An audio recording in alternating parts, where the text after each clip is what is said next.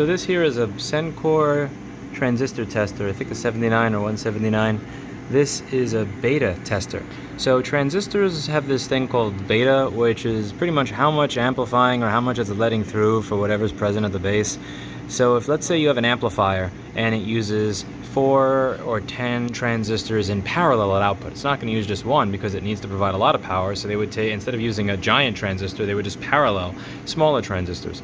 Well, if you're paralleling the transistors, what a lot of the TV repair shops used to do when fixing an amp, they would just buy 5 transistors and replace the 5 transistors and give it back to the customer. And when it died in 45 days, well, you're outside of the 30-day warranty. Kind of like when shops just reflow a GPU rather than replace a dead graphics chip on a game console or a laptop, which is something that I frown upon. And this is actually kind of a continuation of that same OCD. So I haven't done amplifier repair in like 13 or 14 years. This is really a lifetime ago for me.